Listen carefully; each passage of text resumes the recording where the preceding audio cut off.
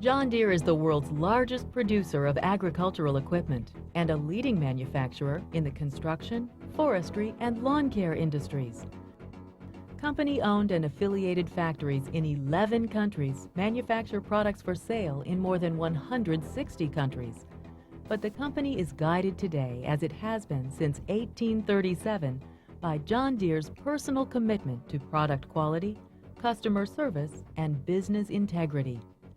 Deere is the global market leader and the best recognized brand in the agricultural equipment business, and it got there by providing customers with genuine value in premium quality equipment and the best customer service with the most professional dealers. The company's beginnings can be traced to this blacksmith shop in Illinois. It was here in 1837 that John Deere forged the first self-scrubbing steel plow. His innovative plow design worked better in the sticky prairie soil than the cast iron plows of the day, and it was this product that led to large-scale farming in the fertile Midwestern prairies. His innovation might have been just a footnote in history, but John Deere went on to forge a way of doing business that remains central to the company today. He was committed to the creation and manufacture of farm equipment that helped farmers achieve greater productivity. He insisted on quality, and he stood behind the equipment he made, stressing the importance of fair dealing with all who came in contact with his company. From these simple beginnings, Deere & Company has grown into a global corporation, operating in all 24 time zones and more than 50 currencies and languages. Deere is a multinational firm with manufacturing joint ventures or assembly operations on every continent. Parts and components are shipped globally and utilized in the manufacture of original equipment in locations where the highest volume of such equipment is used. Yet the most impressive accomplishment of this American success story is Deere's ability to adapt and grow over its 160-year history, despite industrial downturns, worldwide turbulence, and fierce competition in its core business. Deere & Company represents a textbook example of how a company must continually adapt to environmental change through major shifts in corporate and marketing strategy in order to survive and prosper. The strategic planning process always begins with an analysis of the market and customer needs. For Deere's core business, agricultural equipment, this means developing estimates of demand for farm machinery and parts worldwide and identifying customer needs for new technology, product improvements, and service. Based on this knowledge, a marketing strategy is formulated which identifies specific customer targets and a set of marketing decisions based on the 4 Ps: product, price, place, and promotion, which comprise the marketing mix. The marketing mix decisions are considered to be controllable variables under the control of marketing managers, in that price, product, place, and promotion strategies can be changed through decision processes within the organization.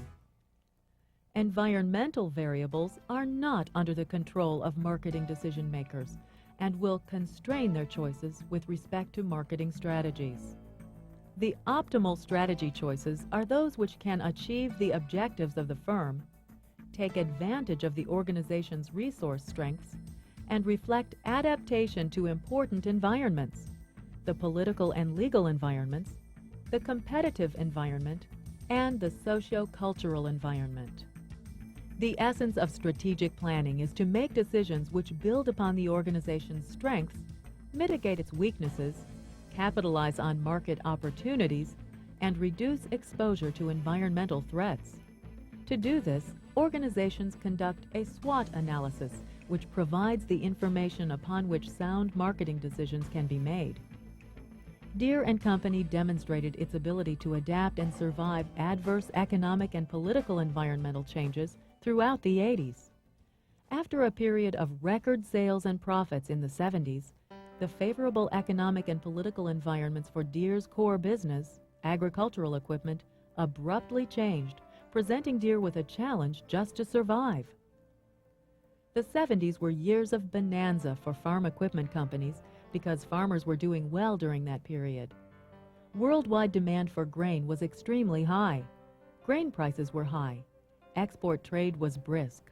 Farmers were making good profits, and it looked like agriculture was the place to be. But the economic and political environment shifted abruptly in 1979 when President Carter put into effect an embargo that stopped all grain shipments to the Soviet Union and its satellite countries. But the Soviets made up for the shortage by increasing purchases from Australia and Argentina. The effect on North American farmers was devastating, shutting them out of the world market, reducing their incomes at a time when they were highly leveraged, and starting a chain of farm bankruptcies, which by the end of the decade resulted in the collapse of the rural banking system and further farm consolidation. A second blow to farm equipment sales came in 1983 when the U.S. government introduced its PIK, or Payment in Kind, subsidy program. In order to reduce agricultural surpluses, farmers were paid to lower their production by setting aside part of their acreage. This reduction in planted acres reduced demand for farm machinery and demand for parts and service, since farmers were using their equipment less. Deere & Company responded to this crisis by building on their strengths in product innovation and distribution through its John Deere dealer network. R&D investments in product improvement and capital investment in manufacturing equipment and processes resulted in improved product quality and significant cost reduction. They also expanded their financial services, which provided the company with growth opportunities and synergistic benefits. John Deere Credit, one of the oldest suppliers of credit to agriculture, added commercial, consumer, and international divisions, and is now one of the largest finance operations in North America. During a time when economic and political upheaval forced many farmers and International Harvester, a large competitor, out of business, Deere remained financially sound. Deere was able to offer superior products, credit, and dealer service at a fair price in these difficult times. It was also during the 80s that Deere further developed its lawn and garden equipment business. Building on its reputation for quality agricultural equipment and a superior dealer network, Deere began to build its consumer business through product development and promotion. The ability to identify and respond to changes in the cultural and social environment has been a factor in the longevity and success of Deere & Company. In the century and a half since John Deere founded this company, America has changed from a largely rural economy where 90% of the population were involved in farming, to an urban society in which only 2% are involved in agriculture. One way the company adapted to this shift in demographics and lifestyle changes was by entering the lawn and grounds care business in the 1960s. By the 1990s, opportunities to grow this consumer business have become increasingly attractive. Significant shifts in demographic, cultural, and social forces have changed the market for lawn and gardening power equipment. These include an older but active population with increased interest in gardening as a hobby, dual-income families with more money but less time to landscape their yard, willingness to outsource lawn services to professionals, a quality and service-conscious consumer. Deere & Company has responded to this market opportunity.